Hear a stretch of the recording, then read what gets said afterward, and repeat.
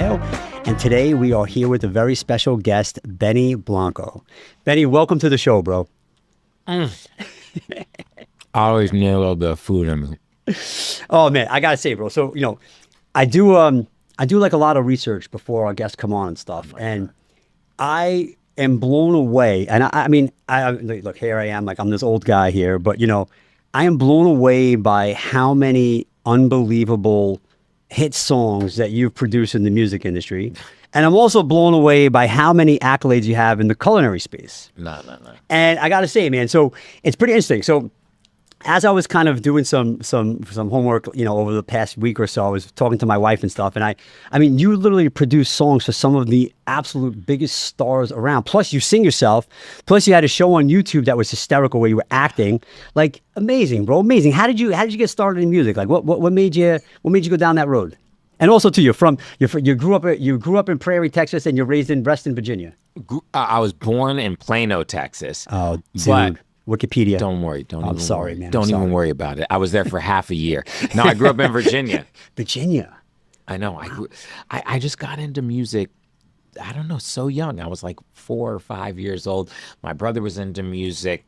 There was a record store right near where we grew up, and I just fell in love, and I'd go there every single day. And I don't know. It's like when did you fall in love with food? I mean, bro, honestly, it seems like you come from a big Jewish family, right? I come from a big Italian family. Yep. How do you not fall in love with food? Like, I think you're just born into it, right? Like, it just kind of happens. But is this what you wanted to do always? Well, no, I actually wanted to be a doctor, and it worked out. And actually, let me take that back. I went to USC for jazz guitar, and it worked out so well. I sell cheese now. But yeah, it's funny, man. Like, you grow up in an Italian family, you don't really realize. Well, I mean, you don't realize how much. I mean, food. Like, you're cooking breakfast, you're eating breakfast, you're figuring out lunch, you're eating lunch, you're figuring out dinner. Oh my God! It's like, right? It's the only thing I think about. It's I always wonder. I'm like, do other people think about, like, while I'm working out, right, I'm thinking about what I'm gonna eat for lunch right after. It's the only thing I can think about while I'm working, while I'm doing anything. While I'm eating breakfast, I'm with all my friends. I'm like, okay, so but what are we having for lunch and dinner? Yeah, bro, it's the weirdest thing, and I do the same thing. So, like, when you're in, I mean, I know that you have a family that you grew up with a lot of food and stuff like that. Like, it's almost hard not to sort of be involved in it, right? So, like, I mean, did you play an instrument when you were a kid, or like or you just listen to records? I won a contest, so I got to go into a studio when I was 9. I was already making music from when I was like 5 or 6. And I took like guitar lessons, then I would switch to drum lessons, then I would switch to bass lessons. And like, my mom was just like, what do you do? Like, you don't know how to play any instrument that well. Right. But I was like, I could But they were supportive, right? Like, whatever direction you wanted to move in, you just did it? I just didn't understand. Like, my mom, she like still almost doesn't understand what I do. Like, and I don't know about your family, but like my family, like they pick these like arbitrary things to say, like, you make, like, I remember I had like 4 or 5 #1 songs, and then I was like in the New York Times, and my mom didn't think I made it until I was in the Times. She was like, you made it. I remember like my dad, like 10 years into my career, I was on like SNL, and my dad was like, you really made it, kid. And I'm like, what? Like, it's like, so your family picks these moments, and they don't exactly understand what I do. I guess yours is more tangible for them to understand what you do. Yeah, because you grew up with it and stuff. Yeah. No, but it's like, I always feel like food and music are so tied together, because I really am not that good at making music. I'm just good at like setting up a vibe, and like basically what you do in this cheese shop is what I do in a recording studio. I'm just like giving everyone snacks, talking bullshit, and then all of a sudden there's a song. That's okay. So obviously there's parallels between music and food, right? Like, there's a lot of parallels. So like, you just have to have the passion, right? And once you have that, you make it work. I mean, there can be, this more than anyone. There could be a person who's trained at a 3 Michelin star restaurant, that knows how to make Italian food, knows how every sauce is based, every this, every that. But then you go to some Nona's house who's never been to a cooking class in her life, and her food crushes the dudes. Like, it's all about the heart, what you're putting in it. Music's the same way. Like, I got friends that can run circles around me and making music, but like they're never going to be like a huge producer or songwriter because it's like it's about the heart and how you put everything together. And it's like, it's like, and it's crazy. And it's like I'll be in Italy and I'll eat at a restaurant and the lady will even tell me how she does it. But when I go home, it's just not the same. I can't do it the same. All right, so you talk about some of your, like, who is some of your music inspiration? I'd say Prince is like my favorite. By the way, amazing guitar player.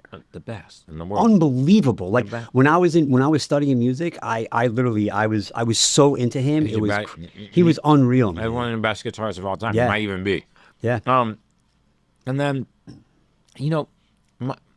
my parents were listening to really interesting stuff because they would listen to, Prince, Joni Mitchell, but then like all of a sudden they'd be listening to like Gregorian chants, and then like we're listening to the Philly Soul era and David Ruffin and Frank Sinatra, and so I grew up listening to older music mostly, and then as I got older, I started really getting into like, a lot of the producers that shaped our time, and a lot of them happen to be from Virginia.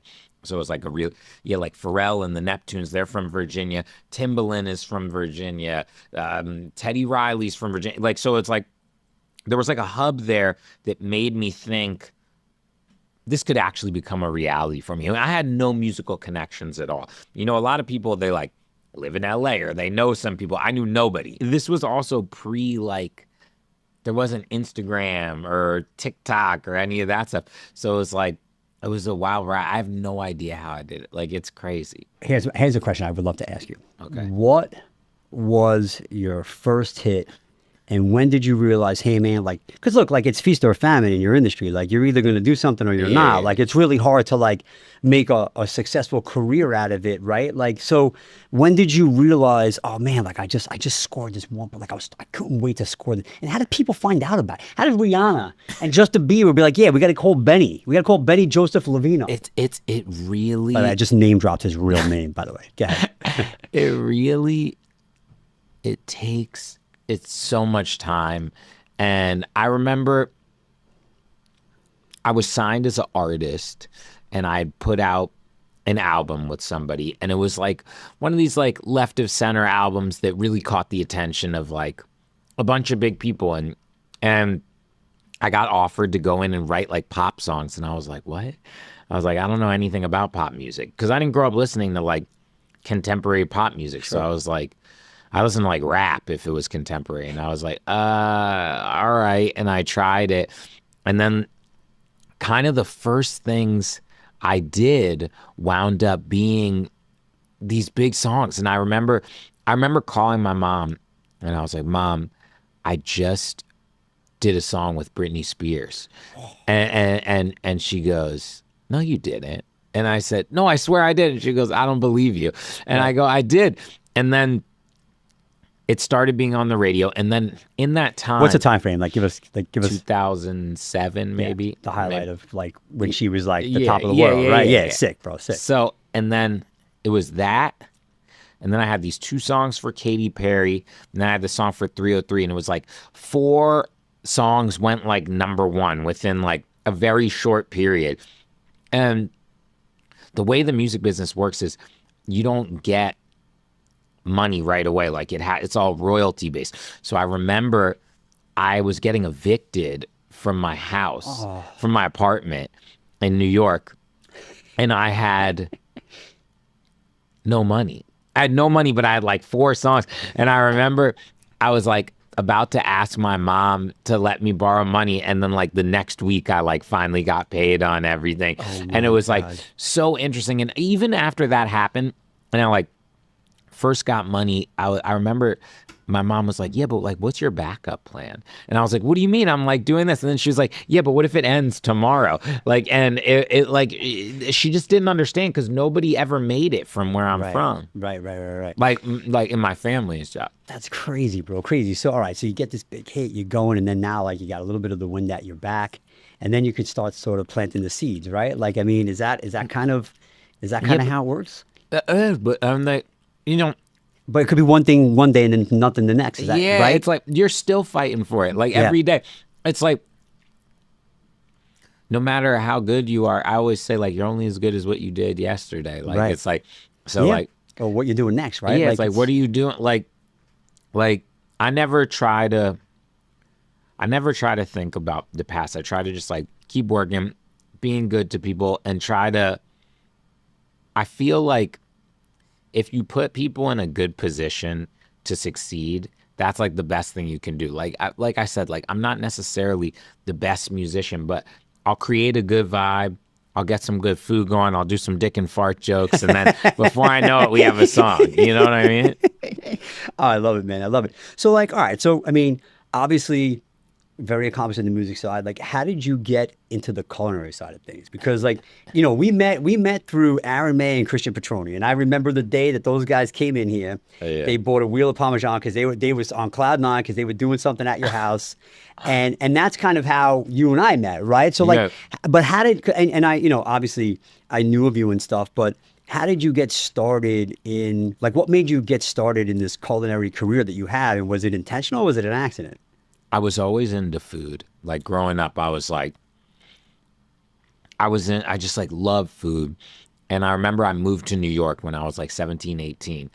And when I moved there, I was just like, holy shit. Like I was like, it was like a melting pot of like so many different foods, so many different styles. And I started like, I would like invite my friends over and we cook food. And then it kind of started growing and growing and it became like this big thing where everyone would come over to my house. They'd all come and I'd do like, I always did these dinners and then we started having themes and then we started cooking. And then before I knew it, it's like, damn, I got like 50, 60 people I'm cooking for this weekend. And it was like every weekend we were doing like a huge thing. Everyone was coming over, they're playing games, getting drunk.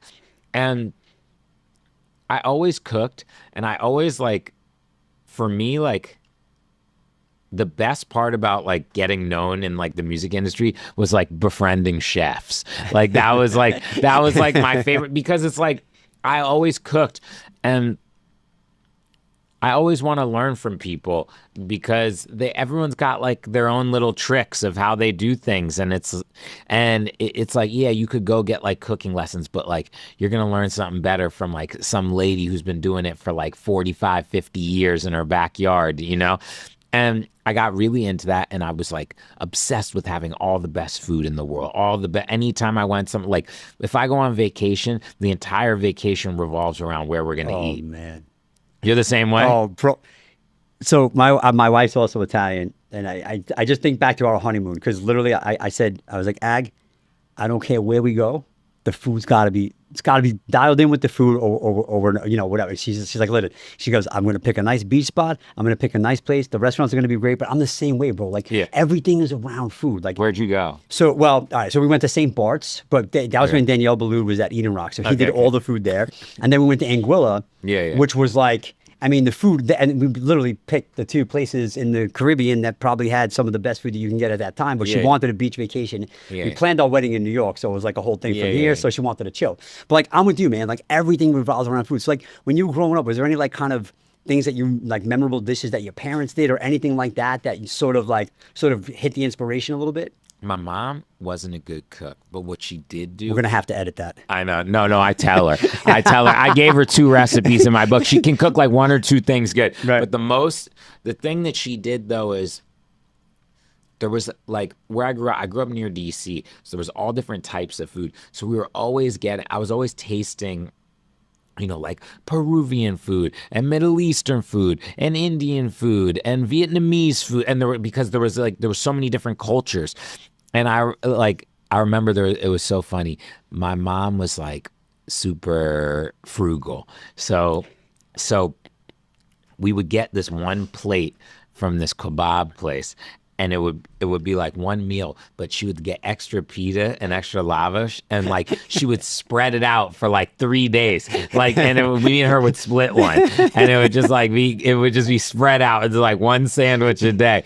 And no, it's like all those all those types of things really like you remember that stuff. And it's like you know what the best part is? Like I'll go back to places from when I was a kid and they taste to anyone else they probably taste terrible, but because I have that connection to it, it's the memory of food tricks you so much, you know? Bro, it's crazy. We think the same thing. I remember even now, like before I even learned what I learned at the cheese store, before I even knew what a truffle was until I worked here, I thought it was a piece of chocolate, right? I go back now and I try, like, I travel all over getting these ingredients and these recipes. You try these stuff and I'm like, man, like this is amazing. But like, and then I go back to like, my parents still live in the house I grew up in Staten Island. I go there and I'm like, bro, like this still really is fucking, like this is probably like, even the bread, right? The bread is the simplest bread you can make. Or at the deli on the corner, but like, fuck, I love that bread. Like, of course. And you're right. It's all about a connection, right? Same way like music connects you, like food connects you. Oh my right? God, same thing. Like you listen to a song and it's going to bring you back to that exact time when you're in 7th grade and your crush said no, or my mind yes. went right there. I swear to God, my mind right there. Exactly. Or that first dance or that. But like, no, it's all, that's why I feel like a lot of chefs, because you're, producers and chefs, it's very similar because you're putting a bunch of stuff together and it's only as good as the sum of its parts. You know what I mean? Right. And you want to look for the freshest ingredient. You go to Italy, whenever I'm in Italy, I cook and you're like, holy shit, I'm fucking Gordon Ramsay good. like you take a fucking tomato and slice it and put it on toast and it's the best thing you ever had. Yeah, because of the quality, It's right? all about the quality. It's simple. It's hard to cook simple, right? It's Of easy course. to A lot of people complicate and music's the same shit. Yeah. Like don't overcomplicate it. Don't throw everything in. Sometimes it's just that cheese on a plate with a slice of bread. Now, what did you, when you were younger, what was the meal like? Were your parents good at cooking? Yeah, I mean, yes. Yeah, I mean, my parents literally... Who was better? Okay, so it's very complimentary in our house. Yeah. Okay? Let's talk about it. I think my mom and dad both, but it's my podcast. I'm supposed to be interviewing you. No, I want to do both and both. Okay. So it's funny, though. It's funny you asked that. So my parents always cooked together. My dad was basically like the sous.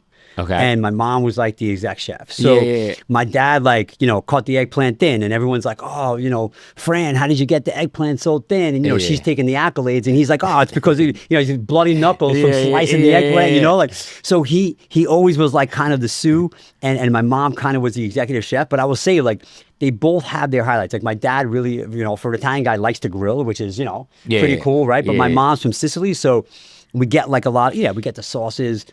We get some of the fish and stuff like that, but they're very complimentary. And I would say that what's interesting about it is that, like the eggplant parmesan that you taste upstairs. Yeah. My mom's eggplant, man. My mom's eggplant recipe. But also, too, I grew up, I was very fortunate. I had both sets of grandparents till I was 19 years old. Wow. So I got a lot of that influence. And my family's from Italy, but I got a lot of that influence of like my grandfather, who I'm named after. Yeah. You see him, like, made the salami, I made the wine, I did, there's meats hanging up all over here. I mean, this is, you're supposed to feel like you're in his basement. Yeah, when you come in, right? It's amazing. So I feel like it was very complimentary, but I do remember that there's the one undeniable smell that will always permeate my brain since a kid is garlic in a pan. Oh my God, there's nothing better. There's nothing. I don't care what's coming after that. It doesn't matter. It's garlic in a pan. I make fun of people because whenever I'm in my house and it's like the basic white girl starter kit. You put garlic in a pan with olive oil and they're like, oh my God, it smells so good. Like it's like, wait, whoever invented that combination there's just nothing better. Garlic in a pan could do it's so funny because that's all you need. My daughter Francesca is 16 years old. My parents literally arrived yesterday. My mom made chicken cutlets last night, made a little sauce. She came home. Daddy, it smells like Nana's house in here. Yeah. Like, and it's just the garlic in the pan. Yeah. It's crazy. Yeah. It's the start of everything. So who are some of the chefs? Like, let's think you talk about some chefs. Like, who are some of the chefs that you kind of would you say are inspiring to you, that you look up to, that you're like, dude, how the hell does this guy do it? Like, there's so many. You know who I really love as I'm sure you've met her as a woman, and Jazz from Jitlada is like the so best next of the level. best, next level, and her brother who and when he was alive, it's some of the food there is, you know, and I've gotten to go there and cook with them. I And saw that. That's cool. The flavor profiles are fucking incredible. And, you know, also like going to like, you know, it's not even a specific person, but when you're in Italy, it's the same thing. It's like, I had one of the best meals I ever had in my life. On my list. Are you reading my questions in advance? No. I'm telling you, one of the best things I ever put in my mouth. Mm-hmm. Okay, where in Italy were you? I was on one of the little islands, like a Portofino or something like that. I can't remember where I was. I was on like, I got off a boat. A lot. This is like several hits later, guys. I got off a boat.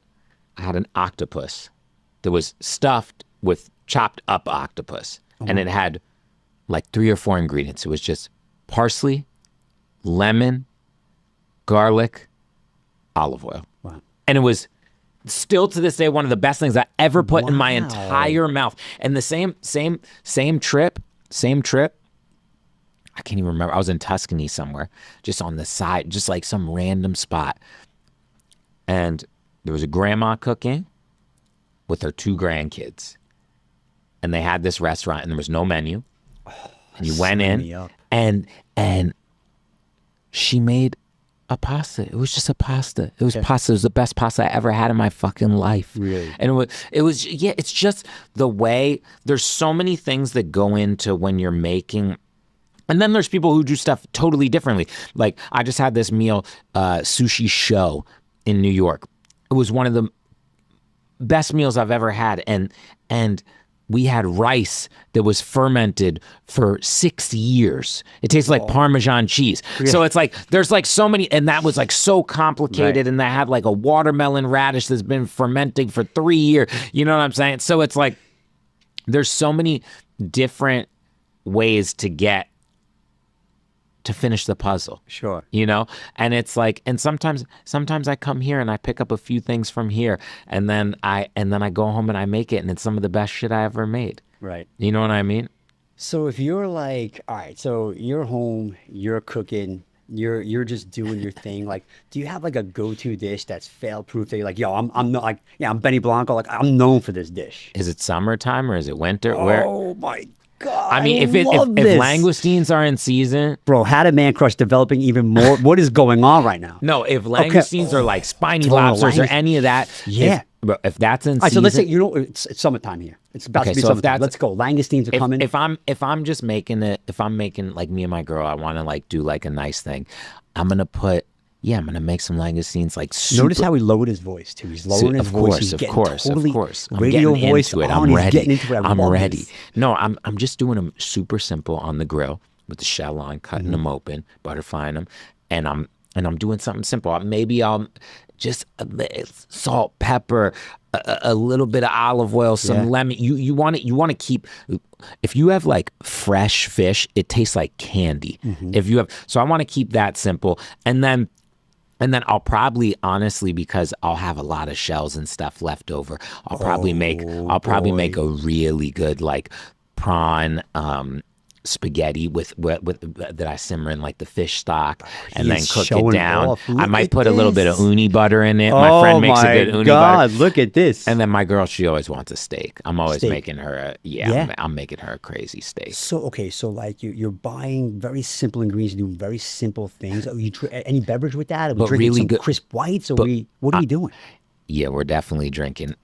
I'm drinking. Yeah. I'm drinking. One of my friends, Grant, he's got a place called Parcel in New York. And he provides like everyone with the best wines. He can get you any wine. I'm drinking some shit from him. I'm also like, when I get the ingredients, I want to get the best ingredients. Every single week, I go to the farmer's market twice a week. Okay. Where's your market out here in LA? Yeah. My favorite one here is Santa Monica. Yeah, Santa Monica Wednesday. Wednesday and Saturday. It's Wednesday and Saturday, that's my favorite overall. Sure. And then, there's a few places that have really cool, like, specialty fish. Do you do, like, a little side thing with the farmers? Because they recognize you, like, dude, like, yo, we got your strawberries this week? It's funny. I get a lot of cool stuff for free. I also grow a lot of vegetables. Oh. We grow, like, 60, 70 pounds a week. Oh, wow. Yeah. And we donate a lot to charity and stuff. And So, and then there's also like so many different people. Like I got a meat guy, I got a fish guy. Okay, I mean, let's talk. Like, who's your meat guy? I would love to. So fish first of We'll all. do fish, of course. The joint has a delicious. Leeway is so unreal. great. His aging fish is like. I couldn't agree more, man. I love the guy, and he does it amazing. He's one of my favorites. I got a few guys in Japan that. Dude, this is crazy. And then there's Regalis is a cool one to get some stuff from. Sure. And then there's a few farms in Tennessee that have great cattle, like really, really good quality, like beef, and they're doing a really cool aging. That I was gonna say, are you a fan of the aging, or I like both. I like both. I also like Japanese Wagyu. I also do you do the grass fed? Do you subscribe to the grass fed? Yeah. Really? I just like I want really fresh. There's this guy. That guy who has the chickens at Santa Monica, they at the end, all the way at the end, they taste so fucking good. And then the one fish dude at the market who cans his own tuna fish is crazy. And then you guys have some of the best canned fish in I think you have the best selection of canned fish. Hands down, LA, no question. Thank you. Nothing. Thank you. And I see all these copycat stores of you. It's crazy. And when I travel around too, like around America, people are copying you guys. Oh, cool. Thank you. And it's like, oh my God. And then I got a few. One of my friends owns an amazing olive oil company, Partana. In Sicily. Yeah. Of course. Yeah. And then I love that. That's cool. That's awesome. They have the drink. They have those little like mandarin and orangina drinks and all the like from Sicily. The oranges, the almonds, oranges, pistachios. Insane. Yeah, it's nuts. There's a girl in New York that I get a lot of stuff from. It's called SOS Chef, and they have some of the best. They import all the pistachios from Italy, and they keep them on in a cold refrigerator. And it's just like, now you know what I will say though. I think LA's best sandwich is here. Wow. I really do. The Zuka Zuka is unreal. Oh, thank you. I was just talking to my boy out there and he was like, I don't even like zucchini. He's like, there is something about it. I think because it's so thin, it's fried so well. My father didn't cut the zucchini. He's going to try and take credit for it, but he did not cut the zucchini. He definitely did not. Yeah.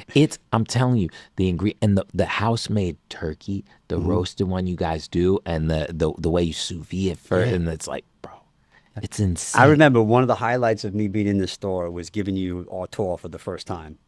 And I was like, because I knew you were. I hate to use the word foodie. We don't say gourmand. We don't do any of that shit here. Okay. I like food. I like food. Food. Yeah, you like food. I fucking. And I remember you taking on that tour and then like showing you like the diesel farms, the brine turkey, and you were like, dude, it's fucking great. But I mean, you really care about your ingredients. I mean, you're top notch right there. It matters because if you're getting fucking turkey from the grocery store, it's full of fucking nitrates and all this shit. And it's dry. It's like sandpaper, bro. Like, it's what dry. Are we doing? It's too salty. It's like yours. You can taste it.